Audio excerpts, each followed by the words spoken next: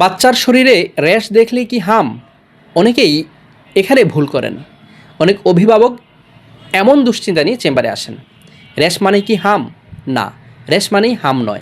Measles বা হাম হলে সাধারণত একসাথে থাকে উচ্চ জ্বর, মুখ থেকে শুরু হওয়া র্যাশ, কাশি, সর্দি, চোখ লাল, যা আমরা 3C বলে থাকি। কফ, কনজাংটিভাইটিস, করাইজা। কফ মানে কাশি, কনজাংটিভাইটিস মানে চোখ লাল হয়ে যাওয়া, করাইজা মানে সর্দি বা নাক দিয়ে পানি পড়া। শুধু র্যাশ থাকলেই হাম বলা যাবে না। র্যাশের অন্যান্য আরও যে কারণ রয়েছে সে কারণগুলোর মধ্যে যেমন ভাইরাল র্যাশ হতে পারে, রুবেলা, রোজেওলা, জ্বরের সাথে বা পরে র্যাশ হতে পারে। অনেক সময় নিজে নিজেই র্যাশ ভালো হয়ে যায়।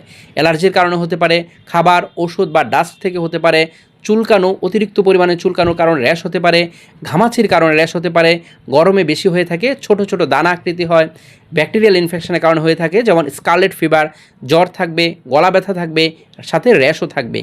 স্কিন ডিজিজের মধ্যে রয়েছে যেমন একজিমা হলে দীর্ঘদিন থাকে, চুলকানি বেশি থাকে, ডেঙ্গু হলে হতে পারে, জ্বরের পর র্যাশ হতে পারে, সাথে শরীর দুর্বল বা ব্যথা হতে পারে। কখন চিন্তিত হবেন? যে লক্ষণগুলো থাকলে দেরি করবেন না। খুব বেশি জ্বর, শ্বাসকষ্ট, অস্বাভাবিক আচরণ, র্যাশের সাথে রক্তক্ষরণ, খেতে না পারা, দুর্বল হয়ে যাওয়া।